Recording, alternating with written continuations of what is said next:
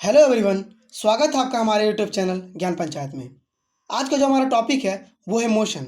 आज के इस वीडियो में हम लोग मोशन यानी कि गति और उसके प्रकार के बारे में उदाहरण के साथ समझेंगे। तो चलिए शुरू करते हैं आज का वीडियो। जब भी हम मोशन या रेस्ट की बात करते हैं तब हमें ओरिजिन पॉइंट का रेफरेंस मिलता है। किसी भी चीज़ का पोजिशन चेंज करने के संबंध में हमारे पास दो क्वांटिटी है जिसका यूज़ हम लोग पोजिशन में चेंज को डिस्क्राइब करने के लिए कर सकते हैं। वो है दूरी और विस्थापन यानी कि डिस्टेंस और डिस्प्लेसमेंट। अब सवाल ये है कि दोनों में क्या अंतर है। अगर दूरी की बात करें तो इसे मोशन के दौरान कवर की गई कुल पथ की लंबाई के रूप में डिफाइन किया गया है। इसे केवल मैग्नीट्यूड यानी कि परिमाण द्वारा दर्शाया जा सकता है। वहीं दूसरी ओर इनिशियल और फाइनल पोजीशन के बीच के शॉर्टेस्ट डिस्टेंस को विस्थापन यानी कि डिस्प्लेसमेंट कहते हैं। इसे पूरा रिप्रेजेंट करने के लिए मैग्नीट्यूड और डायरेक्शन दोनों की आवश्यकता होती है। What is motion? गति क्या है? टाइम के रिस्पेक्ट में ऑब्जेक्ट की पोजीशन चेंज करने को ही मोशन के रूप में डिफाइन करते हैं। जैसे एक टेबल से गिरती हुई किताब, नल से बहता हुआ पानी आदि सभी मोशन को रिप्रेजेंट करती है। यहाँ तक कि जिस हवा से हम सांस लेते हैं वह भी गति प्रदर्शित करती है। यूनिवर्स में सब कुछ चलता रहता है। हम एक ऐसे यूनिवर्स में रहते हैं जो लगातार मोशन में है। किसी भी मैटर का पार्टिकल यानी कि एटम भी लगातार मोशन में रहता है। सभी फिजिकल प्रोसेस यूनिवर्स में किसी न किसी प्रकार की गति से बनी होती है। गति या तो तेज या तो धीमी हो सकती है, लेकिन गति मौजूद जरूर होती है। ये इम्पॉर्टेंट है कि हम फिजिकल वर्ल्ड में इसके इम्पोर्टेंस के कारण गति के अध्ययन पर ध्यान दें। मोशन को कुछ शब्दों द्वारा डिस्क्राइब किया जा सकता है, जैसे दूरी यानी कि डिस्टेंस, डिस्प्लेसमेंट यानी कि विस्थापन, स्पीड यानी कि चाल, टाइम यानी कि समय। जैसा कि हम जान चुके हैं, चेंज इन पोजीशन को डिस्क्राइब करने के लिए डिस्टेंस और डिस्प्लेसमेंट का यूज़ होता है। जैसा कि हम स्क्रीन में डायग्राम देख रहे हैं, अगर इसमें कोई पूछता है कि ए और बी के बीच की दूरी क्या है तो हम निश्चित जवाब नहीं दे सकते, क्योंकि यह लिए गए रास्ते पर निर्भर करता है। यह तीनों रास्ते के लिए समान भी हो सकता है और नहीं भी। लेकिन डिस्प्लेसमेंट के लिए हम हमेशा एक निश्चित जवाब दे सकते हैं, क्योंकि यह दो पॉइंट्स को मिलाने वाली सीधी रेखा है। दूसरे शब्दों में विस्थापन कुछ भी नहीं, बस दो पॉइंट्स के बीच की सबसे छोटी दूरी है जहां हम एक विशेष दिशा को समझ सकते हैं।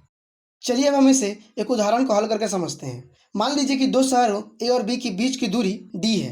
एक व्यक्ति ए से बी तक जाता है और वापस लौट जाता है। तो यहाँ डिस्टेंस और डिस्प्लेसमेंट यानी कि दूरी और विस्थापन को कैलकुलेट करना है। पहले बात करते हैं डिस्टेंस की। Distance is equal to total path length covered by the man, यानी कि ए और बी के बीच की दूरी जो थी वो डी थी और बी से ए की भी दूरी डी ही थी, यानी कि वो ए से बी गया और बी से ए आया, यानी कि उसने टोटल दूरी डी प्लस डी तय की, यानी कि 2D। अब बात करते हैं विस्थापन की, यानी कि डिस्प्लेसमेंट की। इनिशियल पॉइंट और फाइनल पॉइंट के बीच की दूरी के शॉर्टेस्ट डिस्टेंस को डिस्प्लेसमेंट कहते हैं।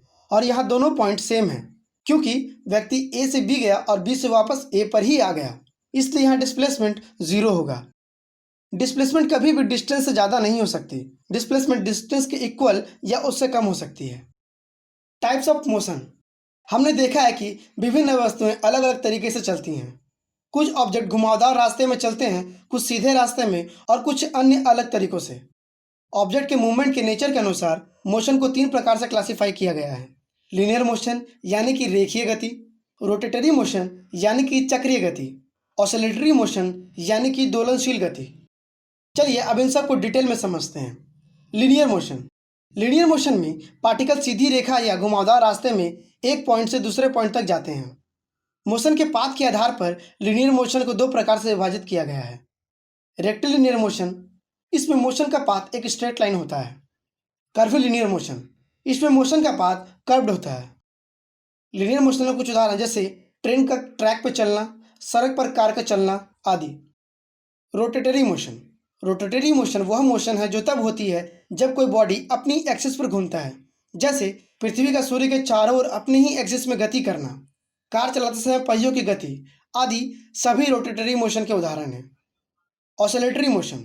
ऑसिलेटरी मोशन में बॉडी का मोशन उसकी मीन पोजीशन के बारे में बताता है। जैसे जब एक झूले को धकेल दिया जाता है तब झूला आगे पीछे होता है और उसके मीन पोजीशन के बारे में पता चलता है। घड़ी का पेंडुलम, गिटार का तार आदि सभी ऑसिलेटरी मोशन के उदाहरण हैं। इसे वाइब्रेटरी मोशन भी कहते हैं। Examples of motion. अब हम कुछ उदाहरणों की मदद से गति को स्पष्ट रूप से समझ सकते हैं। हमारे दैनिक जीवन की गतिविधियां जैसे चलना, दौड़ना, दरवाजा बंद करना आदि में गति शामिल है। इन गतिविधियों में शामिल वस्तु की स्थिति में बदलाव होता है। हमारे फेफड़ों के अंदर और बाहर हवा का प्रभावी गति का एक उदाहरण है। एक सवारी गाड़ी जो सवारियों को एक जगह से दूसरी जगह पर छोड़ती है, इस स्थिति में यात्रियों की स्थिति एक स्थान से दूसरे स्थान पर बदल जाती है। तो ये सभी उदाहरण हैं मोशन के। अब आपको इन उदाहरणों द्वारा समझ में आ गया हो कि मोशन आखिर में है क्या। तो दोस्तों, आज का हमारा टॉपिक यहीं समाप्त होता है। हमने इस टॉपिक का नोट्स हिंदी और इंग्लिश में डिस्क्रिप्शन में डाल दिया है।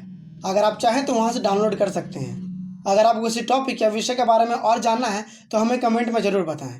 अगर आपको यह वीडियो पसंद आया तो इस वीडियो को लाइक करें, अपने दोस्तों के साथ शेयर करें और हाँ, हमारे चैनल ज्ञान पंचायत को सब्सक्राइब करना ना भूलें।